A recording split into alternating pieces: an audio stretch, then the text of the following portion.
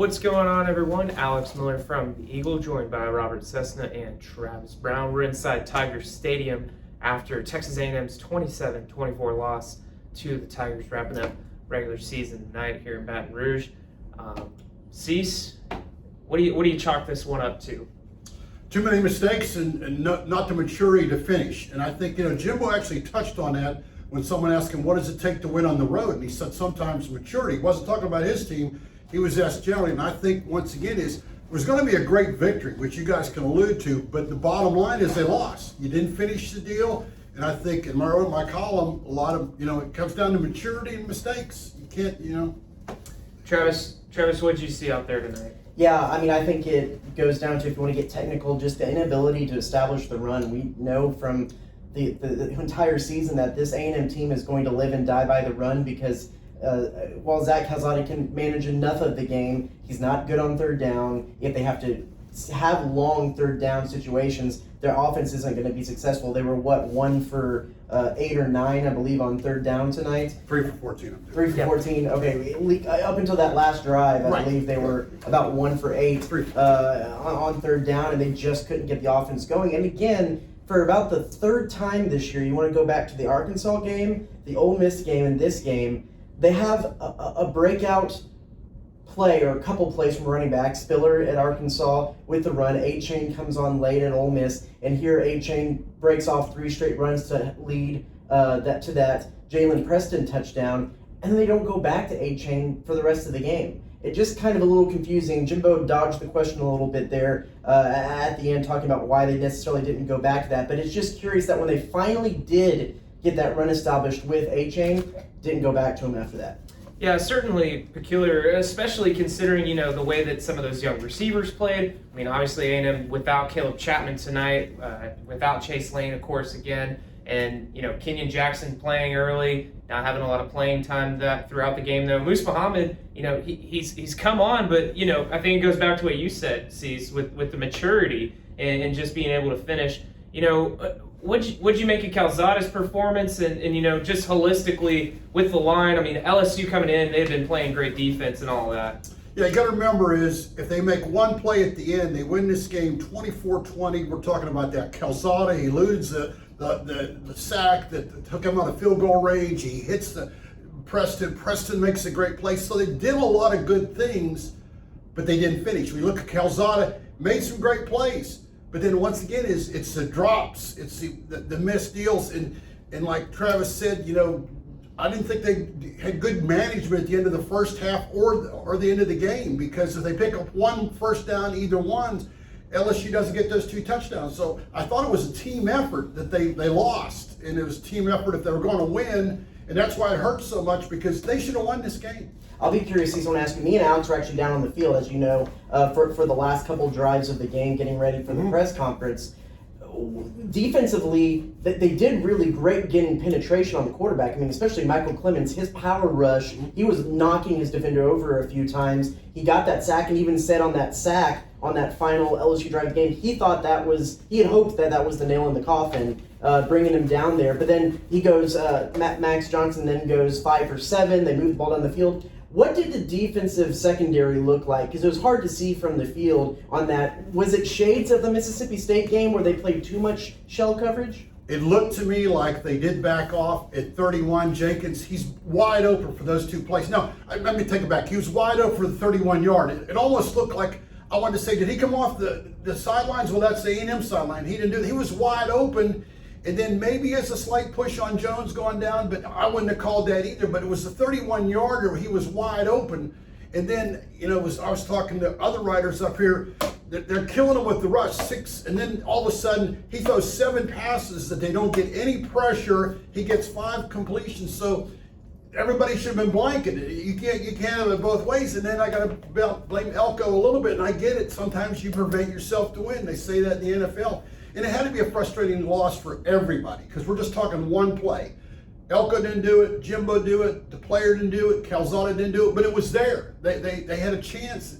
This is just a tough loss. To your point, Travis, I mean, we were kind of noting throughout the game how they were running a lot of that dime package, and it was mixing between a 3-man and a 4-man front. And from my view, at least, it looked like on that last drive, A&M was only rushing 3, whereas in the previous drives where they were getting really good pressure on Max Johnson, I mean, they were bringing 4 every time, and that seemed to be the difference. They were blitzing Damani Richardson a lot from that dime position, yes. And that actually kind of set the stage for that last Michael Clemens sack. Because they were looking for he kind of faked the blitz again, dropped back into coverage, kind of got the offensive line a little bit offset, and that's what let Michael Clemens get in there. But then, as far as I could tell, they didn't blitz again through the remainder of that drive. They just tried to let the front do it, play that shell coverage, and it looked like, to me, it looked like Mississippi State all over again a little bit. But I didn't want to come out and say that because it was hard to see the full 21 from where we were standing. I think you're right, because a lot of the deal was, if you look back, and I do watch the television broadcast, a lot of times they would blitz, but they'd only bring 3 defensive linemen with a blitzer. So they weren't really bringing 5, they were dropping. They did that well throughout the game, and I think you're right, they went to 3, and they didn't blitz one of the good defensive backs, because they wanted them back there to defend, but they didn't defend. So to me, and once again, as I was telling a couple guys around, I said, I'd love to review the end of the film with Elko, because I don't know what they were doing, because it wasn't working. Whatever was working before, suddenly they went, after the sack, 86 yards in 91 seconds without a timeout. Is this a situation where, you talk about defensive coaches when you get at the end of the game, they might run it a few times and then just go ahead and punt it on a short 4th down because they want to trust their defense on a good defensive mind. Are we learning that because, Jimbo Fisher is the quarterback guy, he is the quarterback whisperer, he's going to let his quarterback live or die, and he wants to live or die by his quarterback when it comes down to these clutch situations of the game? Because, again, I'm going to go back to it, that is the 3rd loss where it seemed obvious, give the ball to the hot hand, and they just didn't do it. I didn't like when they ran the ball on they passed the ball on 3rd and 2, because they threw the pass to Wiedemeyer, went out of bounds, stopped the clock. And we saw in the Auburn game, 20 or 30 seconds can make the world of difference. And those extra 30 seconds, I don't think LSU wins if they don't have those 30 seconds. And once again, it's nitpicking, but these coaches get paid millions of dollars to make, I'm just a sports writer, to make the right call. And LSU coaches made better calls a few times than A&M, which is hard to believe when they had 6 sacks and but also you look at the big plays they gave up, 3 big touchdown passes. I mean, that offset the 6 sacks. We talk about the end of the game and A&M's predicament down there on both sides of the ball, I should say. But a common theme that has come from all of these losses that A&M's had is just kind of sleepwalking through that first half, especially on defense. You go back to the Arkansas game, Arkansas gets up 17-0. You go to the Ole Miss game, Ole Miss gets up, 15-0. And then tonight, LSU up 10-0. That seemed A&M just playing from behind in all these losses, and the offense just not built to overcome something like that. Even when they do and had chances in all 3 of those games, even in Mississippi State, chance to win the game. Well, we could sit here all night because I know fans are going to be lamenting the same way we are, whatever, as we write, because this is a team we cover. So we're always looking at their side. Think about LSU, how great that victory is for them tonight. But the victory is there for A&M. I thought the game was over when Clemens sacked that guy too, and it should have been over. I mean, you make those plays, but if you watch any football today or any this year, you got to seal the deal. And they didn't seal the deal, and they had lots of chances. Just like in the first half, it should have been the halftime score should have been over when they scored that touchdown, and then they 3 missed tackles later. They LSU takes another touchdown into the thing. Let's end on this because you want to talk about. I know the fans are lamenting, like you said, the loss and then the season. We, as sport writers, aren't necessarily lamenting the team because we don't have that, but we might be lamenting a good bowl trip. For us, where do we see in this now? Yeah, Ed Ogeron said he's going to Destin tomorrow. This one cost Aggies the trip to Florida too? I don't know, because we look. Kentucky did win. That was a huge win for Kentucky. So I think Kentucky went ahead of A&M. So could A&M get to Tampa, which is they're definitely not going to go to Citrus because Arkansas won. They're hot. They're going to take fans. So Arkansas is ahead of A&M. Kentucky's ahead of A&M.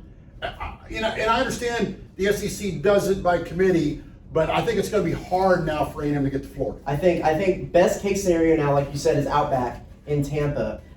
Worst case scenario is Texas Bowl, which they've been already three times in the last 5 years? Two times in the last 5 years? 16 and 19. I would find it hard to believe that they would send them back there 3 times in 6 years. Even though I know, if they were going to tank a season, well, at least it could have been a season where the Vegas Bowl was in play at the end of the thing. But you don't like that. I don't think it'll be Texas Bowl. They've already done the full circuit other than the Citrus and the Outback Bowl. So really, anything like the Liberty, like the Music City, any of those bowls are kind of back in play. I think so. But then you look at Memphis. Maybe you send Arkansas there. That's a little bit closer. That's true. Bring a little bit of a fan base.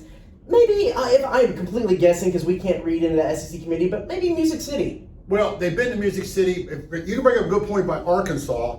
They haven't been to the Outback. So anytime you haven't been to a bowl, I think you got a better chance. They've been to the Music City Bowl. Yeah. When they went with Louisville, when they played Louisville. Yeah. And I'm saying you're right. Music City could be in play, but they arrange those. Arkansas, and you could also argue that you could send them to the Texas Bowl. It's close enough, and just like A&M fans, sometimes that game with an old Southwestern Conference rival might get the juices flowing a little bit. So, like you said, it's hard. It's impossible for us to know with how the SEC does it, but there's just some options of what A&M might have in their future. Don't forget the Gator Bowl. They could always send Arkansas to the Gator Bowl, give them a trip to Florida. So. That's true. Good point. Hey, that's all we have you along. Yeah. Email. Hey, I try. All right, I think that's going to do it for us. We got some stories to finish and some etouffee to eat in the press box. So thanks for tuning in tonight, everyone. We'll see you next time.